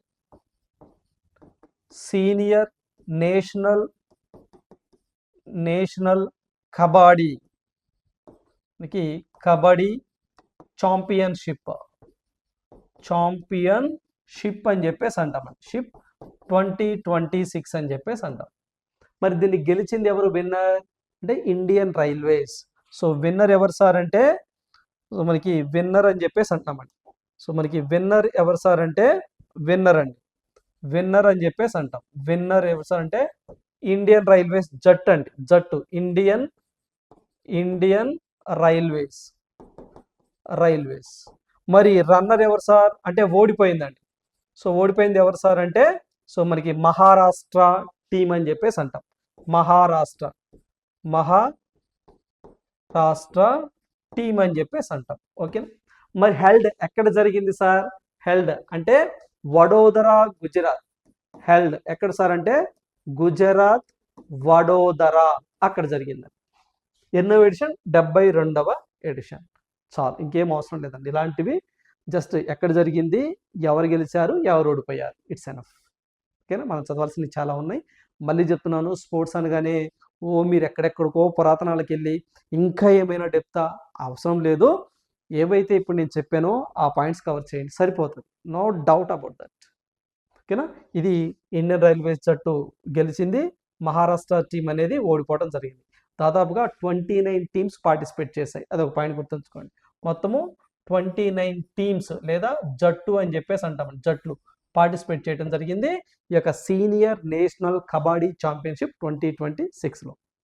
right, next check list చూడండి ఒకసారి. సో కండలేరు జలాశయము నెల్లూరు జిల్లాలో ఉన్నది చెన్నైలో తాగునీటి ఎద్దడి తీవ్రంగా ఉండడంతో ఈ జలాశయం నుంచి నీటిని తమిళనాడుకు విడుదల చేస్తారు. చూడండి. సో ఇదైతే మనకి కండలేరు జలాశయం ఏ జిల్లాలో ఉన్నదని అడుగుతారండి. కండలేరు జలాశయం నెల్లూరు జిల్లాలో ఉన్నది. ఏపీ నెల్లూరు. చెన్నైలో తాగునీటి ఎద్దడి తీవ్రంగా ఉండడంతో ఈ జలాశయం నుంచి నీటిని తమిళనాడుకు విడుదల చేస్తారు. చాలా ఎగ్జామ్లో కూడా ఏ జలాశయం నుంచి చెన్నైలో నీటి కొరత ఏర్పడితే అక్కడికి సరఫరా చేస్తారు అని గతంలో అడిగిన సందర్భాలు ఉన్నాయి. సో మనకి కండలేరు జలాశయం.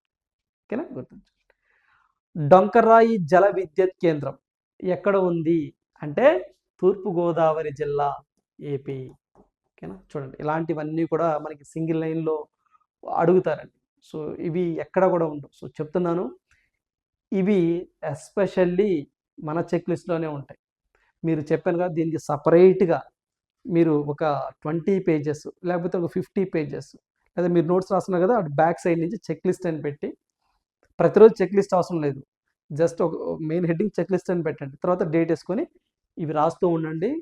మీరు ఎగ్జామ్లో కూర్చుంటే మీకు ఇలా గిర్రన్న మీ కళ్ళ ముందు మీ నోట్స్ చెక్ లిస్ట్ కనపడిద్దండి.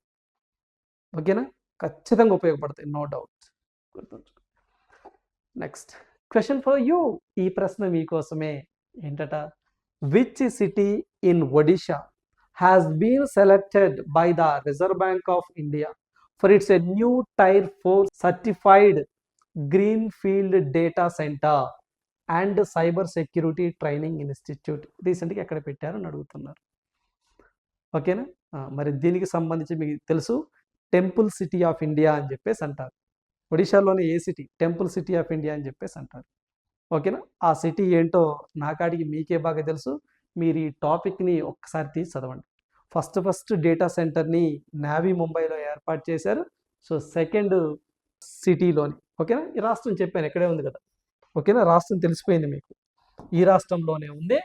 ఓకేనా, సిటీ మాత్రం టెంపుల్ సిటీ ఆఫ్ ఇండియా అని చెప్పేసి కూడా మనం మీకు చెప్పాను, అక్కడ ఉండడం జరిగింది. ఒక్కసారి ఇది మీకు గుర్తుంది, ఒక్కసారి ఆ నోట్ పాయింట్స్ దగ్గరికి వెళ్ళి ఒక్కసారి చదవండి. ఓకేనా, రైట్. సో ఇవి మై డియర్ ఫ్రెండ్స్ ఈరోజు ఉన్నటువంటి ఇంపార్టెంట్ కరెంట్ అఫైర్స్. సో ఏదైతే ఈ ఒక లైవ్ సెషన్ తీసుకుంటానని చెప్పేసి అన్నాను, దాని మీద మీకు నేను అప్డేట్ కూడా ఇస్తాను. అదేవిధంగా మన Ramesh sir classes WhatsApp channel ఉందండి, ఆ వాట్సాప్ ఛానల్లో జాయిన్ అవ్వండి. సో ఏమైనా అప్డేట్స్ ఉంటే నేను మీకు పోస్ట్ చేస్తూ ఉంటాను. So WhatsApp and Telegram channel రెండు కూడా రమేష్ సార్ క్లాసెస్ లేదా రమేష్ సార్ కరెంట్ అఫైర్స్ అని చెప్పేసి సో మీరు ఒకసారి సెర్చ్ చేయండి, దాంట్లో జాయిన్ అవ్వండి. ఖచ్చితంగా ఏవైతే ఇప్పుడు మీకు ఈ పీడిఎఫ్ ఉంది చూసారా, ఈ పీడిఎఫ్ కూడా నేను మీకు ఇచ్చే ప్రయత్నం చేస్తాను. ఓకేనండి, ఇవ్వండి ఈరోజు ఉన్నటువంటి ఇంపార్టెంట్ కరెంట్ అఫైర్స్. సో ఖచ్చితంగా మన ఛానల్ని మీ ఫ్రెండ్స్కి కూడా షేర్ చేయండి. సో చాలామందికి మన ఛానల్ ఇంకా రీచ్ అయినట్లేదు.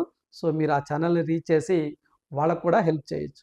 ఓకేనండి, సో రేపటి వీడియోలో మళ్ళీ మీట్ అవుదాం. Thank you, all the best, good night.